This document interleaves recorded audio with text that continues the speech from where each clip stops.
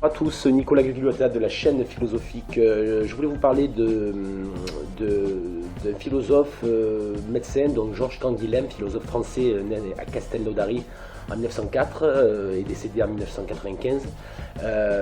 Alors il a été médecin, puis ensuite philosophe, il a surtout été philosophe. Il a été, à la suite de Gaston Bachelard, le directeur de l'Institut d'Histoire des Sciences. Professeur à la Sorbonne, il a été résistant. Son maître a été Alain dit Émile Chartier, donc le grand philosophe. Ses influences donc, sont Aristote, Galien, Buffon, Descartes, Comte, Bachelard, Bergson, Marx, Goldstein, Nietzsche, donc je dois en oublier. Il a eu une influence aussi sur l'avènement de la French Theory, donc ce courant qui est parti à début des années 70 à peu près, donc avec des figures de proue comme Deleuze, Foucault, Althusser, Guattari et bien d'autres.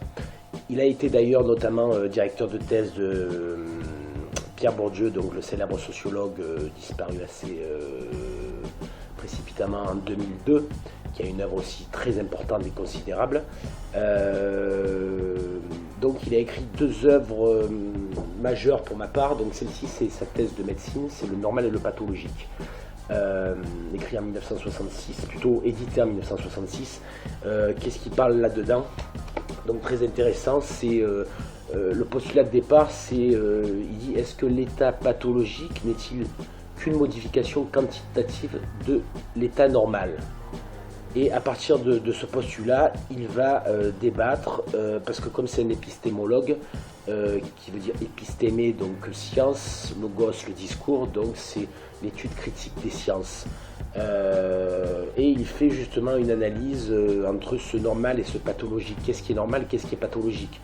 À partir d'une société, on va instaurer des normes, des logiciels, je dirais, des paradigmes, créer des moyennes, et justement dans cette œuvre il va parler d'auteurs comme Auguste Comte, le créateur du positivisme. Il va parler de Claude Bernard et de énormément d'auteurs dont vous avez déjà entendu parler, et surtout de biologistes.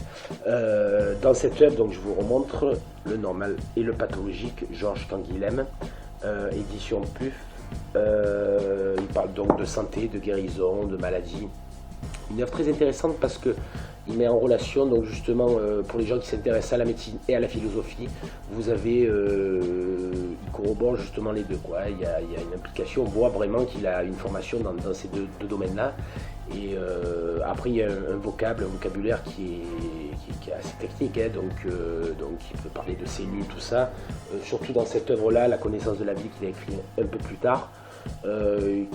Qui est un peu dans le prolongement du normal et du pathologique. Il va parler des théories cellulaires, de vitalisme, donc ce courant de pensée, de machinisme, donc justement qui s'oppose au vitalisme, d'organisme. Voilà, donc c'est un philosophe que je vous conseille, on n'en parle pas assez pour ma part.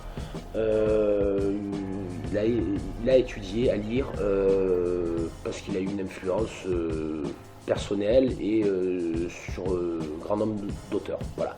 Je vous souhaite une excellente soirée et je vous dis à très bientôt. C'était la chaîne philosophique, et sur une prochaine vidéo, soit je parlerai d'un auteur, soit d'un courant de pensée, soit d'une question sociétale ou autre. Voilà, merci, à bientôt, au revoir.